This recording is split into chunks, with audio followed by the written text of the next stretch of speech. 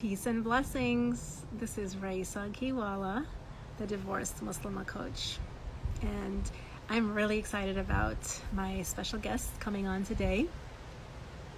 I'm just going to hang out here and sit in my beautiful nature and just really, oh, there she is, my wonderful guest.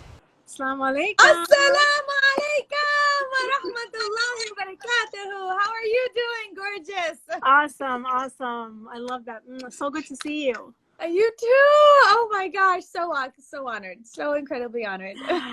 Oh my gosh, I've just been okay. Well, first of all, welcome. We have an awesome treat today with Dr. Madiha Saeed, and she is known as the Holistic Mom MD.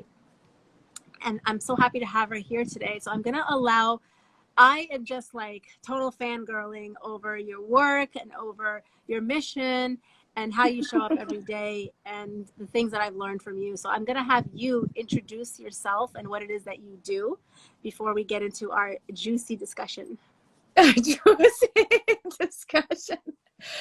Oh my gosh. Well, I am very passionate about integrative holistic medicine. Very passionate, and specifically for our families, for our children, ourselves, for our parents. You know, it should be like a full family affair. Absolutely. Right? And so I had my own health struggles. I dealt with lupus, Hashimoto's, digestive issues, all these other chronic health conditions. And I didn't really open my eyes until one day Allah, opened those eyes for me. I walked into my daycare provider almost suffocating my child to death. And on that day, I'm like, that's it. Because I think as moms and, as caregivers, we're just like trying to go on that hamster wheel, just running. Yeah. And we don't take care of ourselves as much. Unfortunately, that's like the culture. And I was on that hamster wheel just trying to stay through residency because my husband was in it, he was also working 80-hour work weeks. I was working those 80-hour work weeks. And I walked into every mother's worst nightmare where my daycare provider was really suffocating my child almost to death. And I immediately picked him up. I ran out and I'm like, oh my gosh, wake up call. I promise Allah, thank you so much for taking care of this child. I promise I'm going to take care of these kids the best that I know how. These are our blessings. This is my imana. I promise I'm going to work my hardest to take care of these children.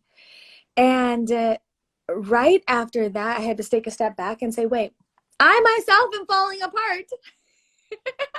So how am I going to take care of these kids if I don't even know how to take care of myself? Right? Because as a family physician, I was dealing with all of these chronic health conditions. I was literally, for like a year or more, I was sticking steroid suppositories up my bottom just to go to the bathroom. And that's miserable to live. And I was like, what can I do to fix this? And so I went to one doctor to another, despite being a physician. And I recognized that, there was hope that they provided, specifically with acute care. Conventional medicine is amazing for acute care, but when it comes to chronic care, it really misses the boat. There's pieces that is missing. And what's powerful is that, with integrative holistic functional medicine, there's so much that you can do to put your target the root cause, put your body back into balance, lower overall inflammation, and not heal just one symptom, but then all of them simultaneously. And yes, it does take time to figure out where those individual deficiencies are per person, right? Because everybody's different. Our lives are dynamic. Our relationships are dynamic. Everything is changing. Our lives around us are changing. So it does take that time to figure out exactly what could be going on. But to understand that there's so much that you can do, and that is when I discovered integrative holistic medicine. I was able to improve my own chronic symptoms. I no longer deal with any of those chronic conditions that took almost half my life. My children are healthier, the best that we possibly can, right? The rest you leave up to Allah. And they're just, even the children and everybody just works better together. Like you can actually talk to them like real human beings, which is awesome. And overall, just the family is healthier. So I am just so incredibly honored. And that's why actually tomorrow is my book launch for the Holistic RX for Kids, Parenting Healthy Brains and Bodies in a Changing World. I know, like Dr. Perlmutter, Dr. Mark Hyman, they've all endorsed this book. I'm so incredibly honored. The first book, if you guys are not familiar with it, it's The Holistic RX, Your Guide to Healing Chronic Inflammation and Disease. And this is the best functional, integrative, holistic medicine all under one book, covering over 80 conditions with supplements, homeopathics, acupressure points, and aromatherapy that all go into this. And then actually I also started, why not, right? Started children's book series. So this is Adam's Healing Adventures, From Sickness to Health, and that's the first one. And then here is Adam's Healing Adventures, The Power of Rainbow Foods. So these, and then I have two books. I actually had one called The Pandemic Prescription. And then that one is by Cube Publishing. So that's for the Muslim audience. And then there's, in March, another one comes out that I'm so incredibly excited about called The Quranic Prescription. So you are such a role model, and I'm so glad that you, I appreciate you sharing parts of your own story and your own journey and how you became so passionate about the work that you do and, you know, fulfilling your life's mission and purpose, because that's what I hear when I hear about your story and how your wake-up call caused you to like step back and be like, whoa, what is going on here? How do I need to reflect and change? And what are my responsibilities? And I think there's nothing like a huge wake-up call to help us shift out of having our head in the sand and just going into, wait a minute, what am I doing? And am I okay with what I'm doing and how I'm living my life? And I love how, you know, listening to you talk about you were falling apart, and being passionate about the work that you do now, that we are fully capable of living a life as a whole, healthy, healed person, because we're not broken. There's nothing wrong with us. There's nothing wrong with us. Yeah, absolutely. And that's that word that you said, balance. Balance. And on top of that, when you do have symptoms, right? We're not trying to fight against these symptoms, because obviously then you have to fight against something that's bad, right?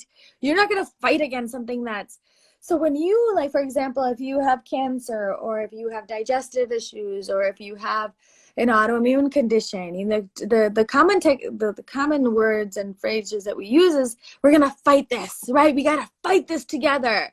Like cancer, we got to fight this together. It's not a fight, because in a fight, somebody has to lose. Yeah. And fighting is hard. It's exhausting. It's exhausting. Yeah. It is exhausting. We are not going to fight this. This is all, we're grateful, right? We have to see these things as these symptoms, as your body talking to us. Yes. So that's where it's all about, you know, that balance that we had to, because as soon as we start to go off that balance, our body will let us know. And obviously our body can't talk to us. How else is it going to say, unless it's a pain here, or diarrhea here, or headache here, or, you know, skin rash here, or cancer here? It's that's like a wake-up call saying, you know what, this is our body talking to us. And that's what I recognized too with my own self. I was trying to fight this for so long until I had to really take a step back and say, I had to sort of say thank you to these symptoms, to helping me, guide me along the way, that how can I put myself back into balance by listening to my body. I love that, listening to your body.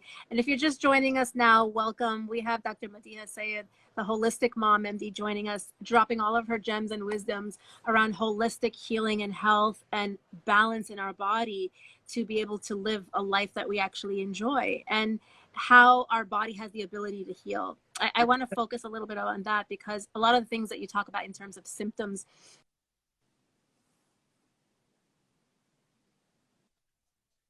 symptom is just a signal or a message of an underlying root cause that's happening underneath, you know. It's just like how we Maria Farouki is asking, how do we get your book? So the way that we can get it is by Amazon. So we have Amazon links and things that we can.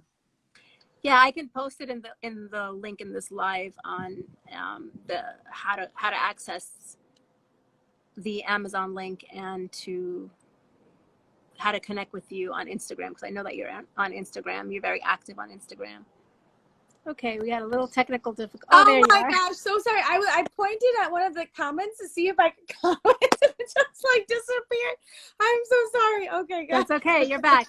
You were back in a flash, but you were talking about your book is available on Amazon. Amazon, absolutely, yeah. And in all like Barnes and Nobles and all these, anywhere books are sold. Yeah, awesome. So, we're talking about how we think about ourselves and our human condition, believing that we were born innately whole, healthy, right? And it's just maintaining that balance, and there's nothing broken that needs to be fixed, there's nothing wrong with us, and it's just coming back into that balance. I want to talk a little bit about the relationship between the emotional and the physical, and how they interconnect, and they're so interwoven in terms of symptoms that you see when you're suffering emotionally coming out into your physical symptoms, and vice versa. So can you talk a little bit about that, and how important it is to look at this as you keep talking about integrative functional medicine, in terms of looking at the body as the human being as a whole, heart, mind, soul, body, all interconnected. Absolutely. Stress leads to 80% of the complaints that come to primary care physicians are stress. And so the emotional piece is really a big piece of that puzzle, and can lead to something called inflammation if it's off balance.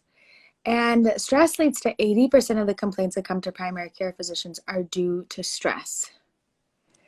Yeah. 80%. So we have that emotional piece is huge. Because if we're trying to ignore it and we're trying to do everything else right, none of the other things actually will even matter if that emotional piece is not dealt with. And let me just give you an example. For example, my best friend, okay, she lives like 2 blocks down from me. Her kids are in the same class as mine are. She's 40 years old, and she has metastatic breast cancer. And I tried everything. I was like, maybe it's this, maybe it's that, maybe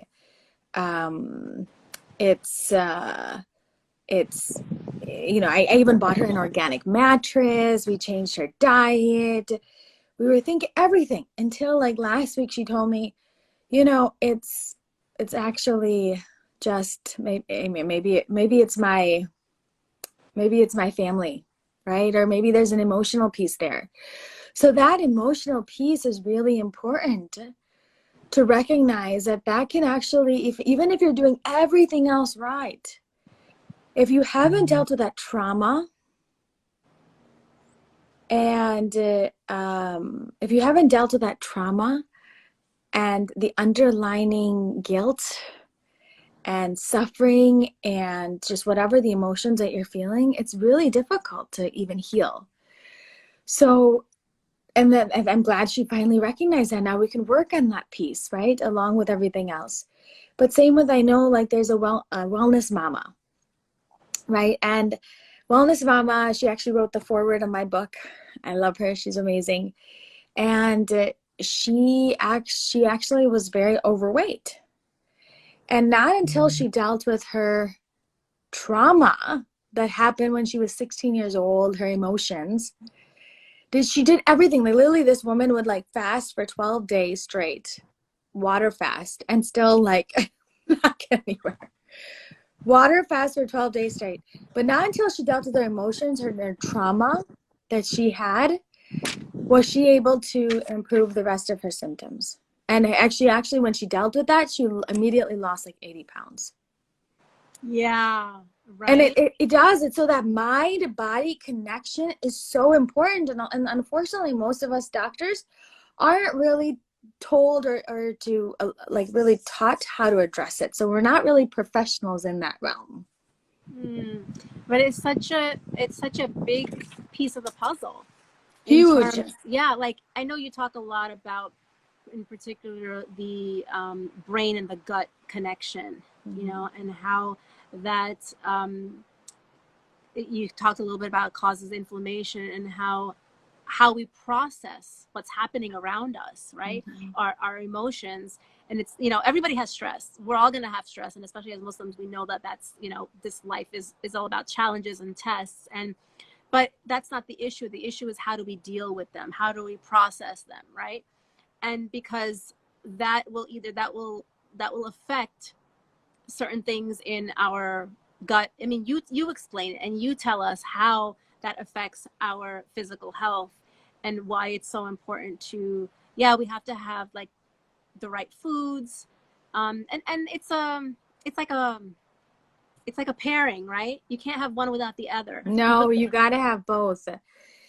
So let's just start with the beginning. For those that don't know, 70 to 80% of our immune system lies in the gut. We have 100 trillion bacteria that line our gut lining, and these bacteria are responsible for digestion, immunity, gene function, metabolism, all of that.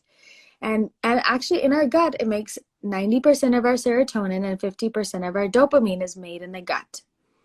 So those are all needed for our brain to function properly. So over time, what happens, and normally you should have like more good bugs versus bad bugs, but over time what happens is that because of the artificial foods that we're eating, because of the chronic stresses we're dealing with on a regular basis, it starts to disconnect, you know, it really messes with your brain. We'll talk about that, but it really starts to disconnect these because technically these gut cells should be really nice and tight. But when you start eating more junk food, it sort of like starts to pull these cells away from each other and things get in that shouldn't be getting in. And when that happens, 70 to 80% of the immune system is like, hey, you shouldn't be here. I'm going to go attack it, and leaves immune complexes all over the body. And what's important to recognize is that when this is the inflammation, if it goes to your brain, it can cause depression, anxiety, schizophrenia, bipolar, all these symptoms. If it's due to, you know, if this inflammation goes to your skin, it can cause skin issues. If this inflammation goes to your, you know, it digested and cause digestive issues, cancers, autoimmune diseases, the list goes on and on. But our our brains and bodies are intimately connected. Where when you have one message going from your brain to your gut, you have 9 more that are coming up from your gut to your brain. Yes, so it's super. They're always communicating, specifically this way, right?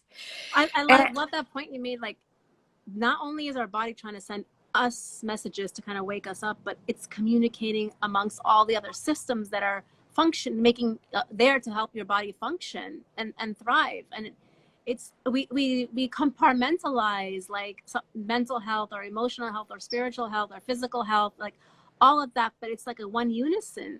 It's everything's in unison. Absolutely. So that is why it's really important to really manage this gut microbiome, and that the food that you put in your mouth can actually directly affect your brain. So, and the thoughts that you put in here can directly affect your gut, because stress can actually weaken the immune system. Stress can actually kill off some of these bad gut bugs, like good gut bugs that gets replaced by these bad bugs. Stress can imbalance your hormones, throwing your insulin and glucose out of whack, because what happens is that stress leads to increased cortisol, that leads to increased blood sugar. So in all of these different aspects, stress can kill the gut. And we need to really start to incorporate these stress management skills into our daily routine to help not just our gut health, but our overall hormonal balance and lowering inflammation, optimizing the immune system, optimizing our DNA and mitochondrial function is so super important. Absolutely, absolutely. You know, and one of the things I was thinking while you were talking is like, when you're stressed, what do? You Netflix Eat junk. You eat bad food, right? And it's like adding fire to the fuel, right? Fuel to the fire. Absolutely. Because when your gut's a mess, I mean, if you really want to know, I mean, and this imbalanced microbiome can actually then release, you know, all these inflammatory cytokines, right? And that can cross the blood-brain barrier. And that can then also cause more inflammation. It can cause something called leaky brain also.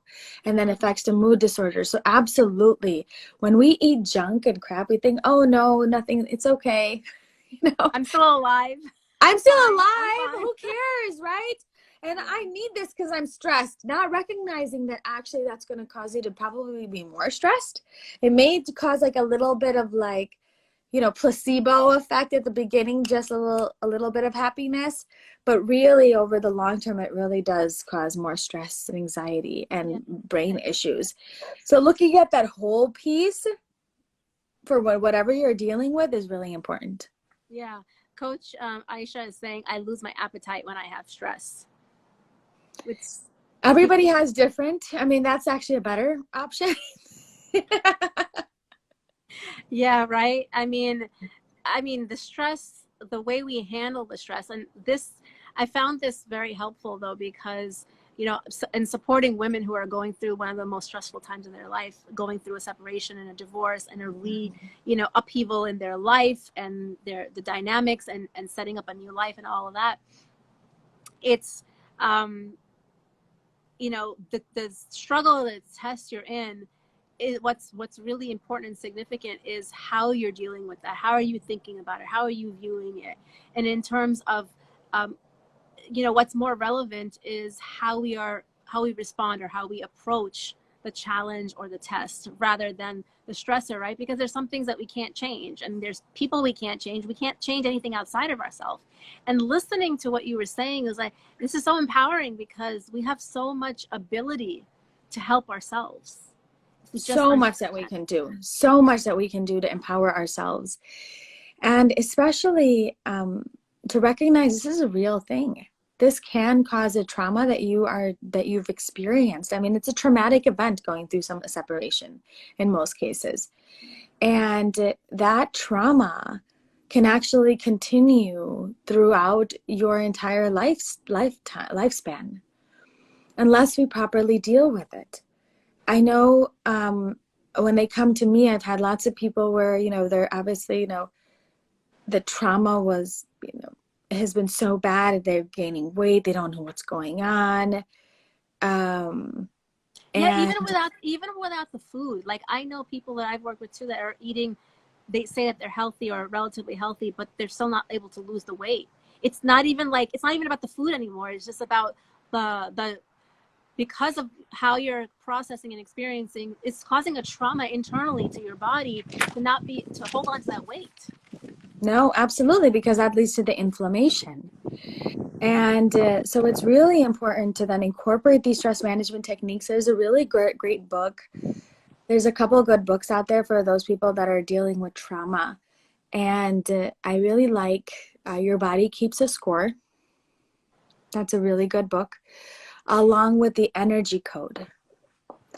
And sometimes, you know, there's instances where the trauma has happened in your past, but then you don't want to deal with it. Like, you don't even remember it. You blocked it out. You block it out completely. You suppress it and not recognize, like, no, I'm fine. I've gotten it. We forgive each other. We're great friends, or whatever it is. Or maybe there's something else going on in your life. Maybe, you know, with your parents or your grandparents or something, or your relatives, or just a friend or just an enemy, whatever it is.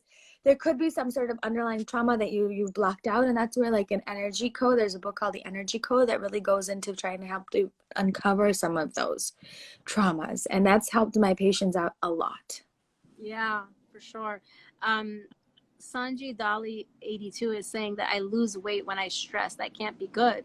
I've also worked with women who they've lost so much weight and then they gained it back. It's like it goes like a yo-yo. You lose it all, and then you gain it back. And it's, I know you tell us, what is that like? How does that affect you? I mean, just stress overall, because obviously if they're not eating and they're unable to absorb those nutrients, because what does stress do? Stress destroys the gut microbiome. And so when your gut is so inflamed, that stress, because I remember everybody's body is different. How it reacts to stress, how it reacts to the world around us is completely different in each and every individual. But if that person, for example, his gut microbiome now is off and is inflamed because of the stress, are they able to absorb those nutrients? So they may be eating. So that's how you know that is really directly affecting their gut microbiome. That was probably already inflamed to begin with, and that stress increases the inflammation in the gut that then causes further inflammation and lack of the ability to absorb those nutrients. Yeah, that's so important, because we have this misconception that if you're skinny, that you're healthy. No. Talk about that a little bit, because I want to debunk that. Cancer patients are 90% are skinny. A lot of, when they're end stage, they're skinny. Right? You don't want, that's what I'm like, do you want to be skinny or just want to be healthy? I was somebody that has always dealt with my weight issues. And then not until I had to make that, like, every day I'm just going to live the healthiest that I can possibly live, I saw the weight come off, right? But not until I made that shift in my own brain, and I recognize that a lot of these people, they may be skinny, but they're skinny fat. Yeah. There's a lot of insulin resistance out there. And so being skinny is not, that's probably more genetic than like genes. But the thing is, like, there could be a lot of genetic component into that. But to recognize that doesn't determine if somebody is truly healthy or not, because there's a lot of skinny fats out there. There's ones that are a little bit chubbier that may be a little bit healthier, so, and depending on where that weight is, if it's on your belly or is it around your hips, around your belly, it's a no, right? And if it's around your hips, it's a little bit better than it is on your belly, because that's really, the belly weight is really inflammatory. Yeah, I know. I was just thinking about my own situation, where my whole life I've been addicted to sugar and carbs. And that's what, like, that was my coping mechanism in terms of when I got stressed, and I would just eat more of that, and it just became addictive, And then I think it was like, it was during my divorce at that time. I was healthy, meaning I would go to the gym, but I would eat relatively healthy, but not really. I told myself I was healthy, but I wasn't really, because I was still eating a lot of the foods, processed foods, and sugar and stuff that but taking care of my exercise, I felt good about how my body looked, right? But once going through that stress, a lot of those habits that I used to cope came back. And I did go through up and down with even my weight. But then about 4 years ago, I worked with a coach who helped me to understand how much food plays a role in my health and the functioning of my body, where for about 4 years now, I've been totally like off sugar and processed foods, and I feel so much more healthier. Like, I have so much more energy, and I don't get tired, and I don't even need as much food, what I mean? Yeah, no, you don't. Actually, you don't at all. You just need a little bit just to satiate you, and then you're good. And that's a lot of the questions, and I get, they're like, how are you able to do it all? When you feel good and your brain is working amazing and your hormones are balanced, you feel really good, and you're able to keep that inflammation as low as possible, and your brain body work better, so you're able to accomplish those things that you want to do. Otherwise, when you're not feeling well, the thought of doing anything extra than beyond your daily routine is exhausting. Yeah, right? Yeah. Just the thought of it. But when you really feel good in your body, you can accomplish all of that. I mean, literally, let me just give you guys an example. I wrote 5 books in this last pandemic. Wow. With 4 children sitting at home and my in-laws, right? So you're like, oh my God, how can you even contemplate like concentrating? But when your body and your brain work, and on top of that, you're doing this with your entire family. My kids didn't bother me. They just played together all day long. They did their things. So that was like less added stress with them. Same with my in-laws. They're very healthy because they're eating the same type of diet. They're living this very similar lifestyle. They're not needy, right? Same with my children, they're not needy. And so when everybody's body and brains are working appropriately, it's so powerful how much you can actually accomplish. Absolutely. And you think about it, that is how Allah subhanahu wa ta'ala created us. Like, where each one of us is here for a reason. We have a message to deliver. We have a purpose to fulfill. We all have missions, right? But if we're just going through life, you know, blindly stuffing things in our mouth that are, we're not even thinking about what they're doing to us. We're in this, like, you know, sluggish mental haze and, you know, poor health. And without our health, we have nothing. Absolutely nothing. We don't. So it's really important to start with yourselves, with your children, so then we can empower ourselves, our families. Because if you just look at the statistics, it's crazy. 1 in every 4 children will have autism by 2033. Just think about that for a second. Wow. 1 in every 4 children will have autism by 2033 if we continue at the current trajectory that we're going on. Let's give you another statistic that's pretty scary. 60 years left of soil on this planet, according to the United Nations. 60 years left. That's it. And that was 5 years ago. So just that, it's craziness to think that we're building all these.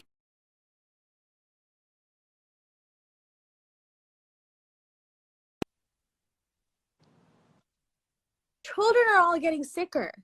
If we're all getting sicker, there's nothing left in on the planet, like, to even grow, there's all dirt, no more soil, then where will humanity go? And this is why I have literally, I think it's my, you know, it's my excitement, it's my drive to really try to get this message out to the world. And that's why I wrote these series, to empower ourselves, to empower our families and our children.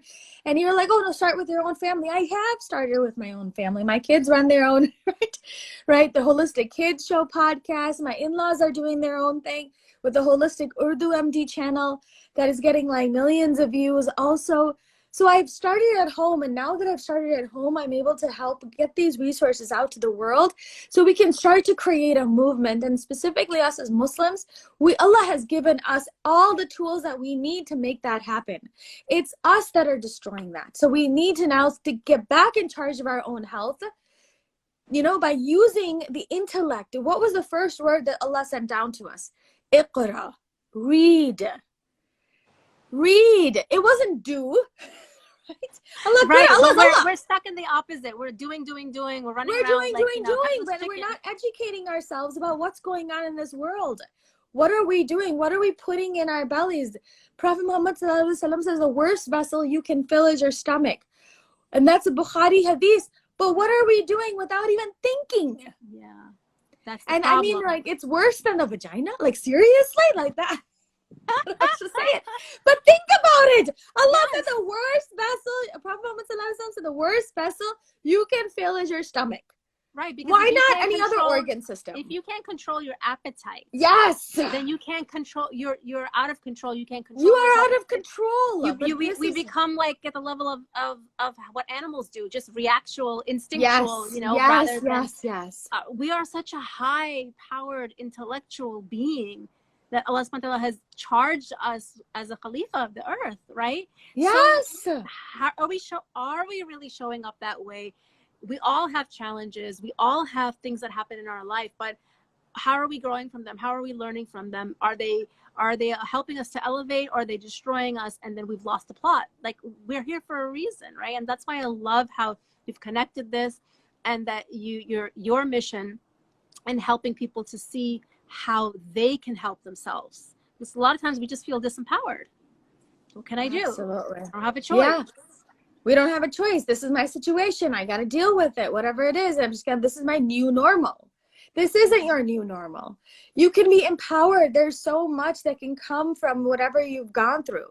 So we just got to listen to our bodies. We got to listen to Allah, because obviously the situation you're going through, Allah wants you to grow out of that. Build. Right? That's just the seeds, and now just grow. Obviously, a seed has to get through tons of mud in order for it to really grow. Yes. And if we just continue, obviously it doesn't, like, you know, we want to make sure that it continues to grow towards the sun. And we need to do that too. We need to continue to just look at the light, the gratitude, the positivity. And these little symptoms, these events that occur in your life are just that seed. That's all they are. Allah's planted this little seed, and now it's your choice. Are we going to water it? Are we going to take care of it? You know, the situation that's happened. And are we going to allow it to grow? And are we going to get through the dirt so we actually come through like more prosperous and delicious, nutritious and yummy and benefiting the world? Or are we just going to get stuck in the ground and unable to get out from past the soil? So it is so powerful, the things that we can do to really empower ourselves. And when we do that, we can empower so many others. Yes, beautiful. I love that. Very well said.